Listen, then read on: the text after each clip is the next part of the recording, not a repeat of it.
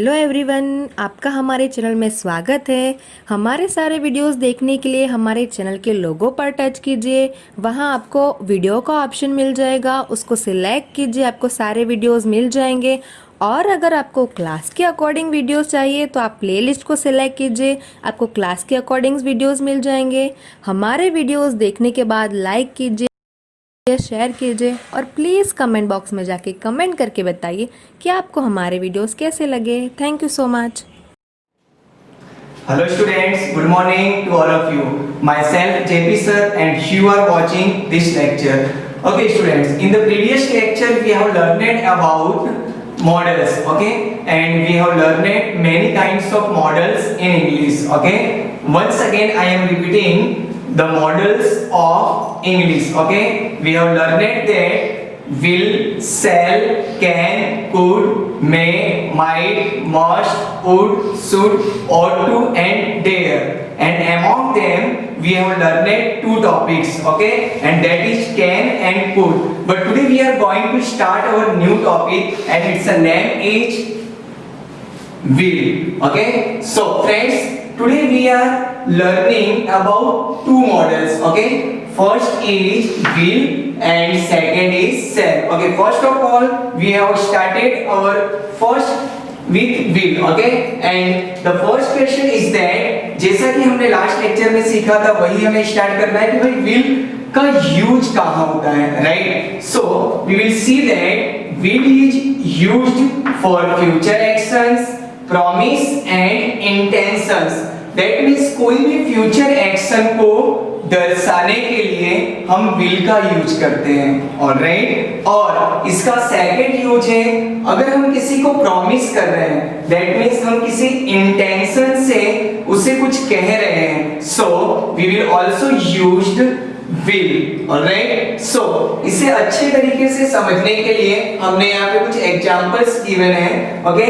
So first example is Tom will go to Bombay tomorrow.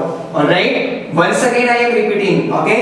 Tom will go to Bombay tomorrow. That means Tom कल बॉम्बे जाएगा. Okay, friend. So this sentence shows that it's a future action. Okay. That means Bombay जाएगा. But ये आज की बात नहीं हो रही है, ओके? ये कल, आने वाले कल की बात हो रही है. दैट मींस फ्यूचर एक्शन के लिए हम ये सेंटेंस यूज करेंगे, ओके? सो ऐसे काफी सारे सेंटेंस आप यूज कर सकते हैं. ये तो मैंने जस्ट एक एग्जांपल आपको दिया है जिससे आपको समझ में आ सके कि हम विल कहाँ यूज करते हैं. But you can give many examples regarding this. Okay, now second use is that promise and intention. Okay, so let's see second example. All right, second example is given, I will help you in every difficult situations. Okay, that means once again I am repeating, I will help you. Okay, that means मैं आपकी help करूंगा in every difficult situation.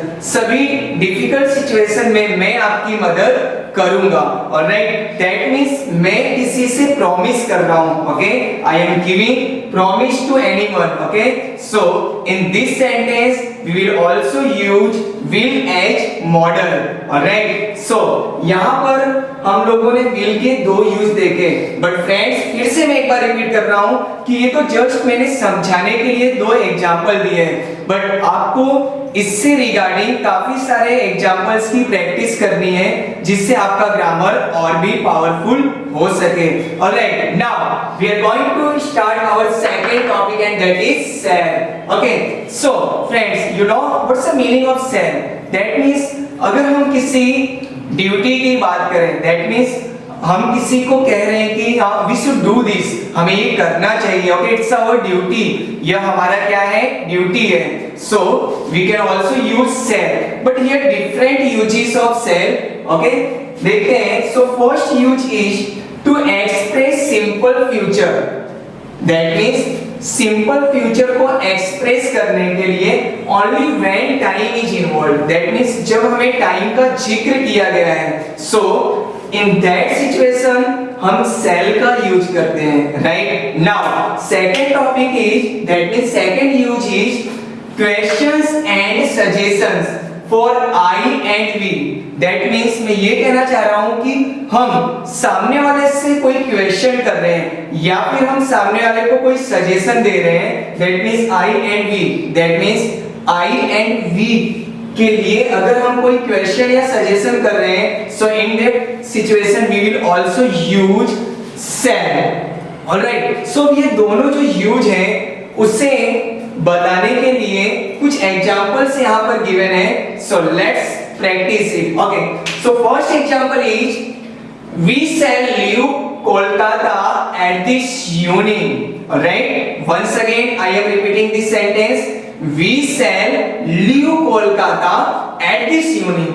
That means हमें आज शाम को Kolkata leave कर देना चाहिए. दैट मीन्स आप समझ रहे हैं कि यहाँ पर सिंपल फ्यूचर को एक्सप्रेस किया जा रहा है only when time is involve. That means simple future को एक्सप्रेस करने के साथ साथ यहाँ पर आप देख सकते हैं टाइम इन्वॉल्व है. Okay, we shall leave Kolkata. That means हम फ्यूचर की बात कर रहे हैं, but also here time is involved. Okay, so it's a first use of shall. Now the second use of shall is question and suggestion for I and we. I and we के लिए हम suggestion कर रहे हैं या कोई question कर रहे हैं. So in this situation we will also use shall as a model. Alright. So देखते हैं इसका एक एग्जांपल गिवन है यहाँ पे. Let's continue.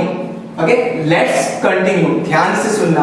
अमुक लोगों को ये सेंटेंस का मीनिंग कुछ और निकालते हैं, बट ध्यान से सुनिएगा. Let's continue. दैट मींस हम इसे कंटिन्यू रखते हैं. ओके, देन अब हम आस्किंग, दैट मींस क्वेश्चन कर रहे हैं. शैल वी, क्या हमें कंटिन्यू रखना चाहिए? दैट मींस किसी भी डिस्कशन में आप, that means you are doing some work, आप किसी काम को कर रहे हैं और जो सामने वाला पर्सन है आप उससे एक तरीके से क्वेश्चन कर रहे हैं या सजेशन ले रहे हैं कि क्या हमें इस काम को कंटिन्यू रखना चाहिए. सो व्हाट विल यू से? You will say that let's continue. That means हमें कंटिन्यू रखना है और फिर हम उसी से पूछ रहे हैं.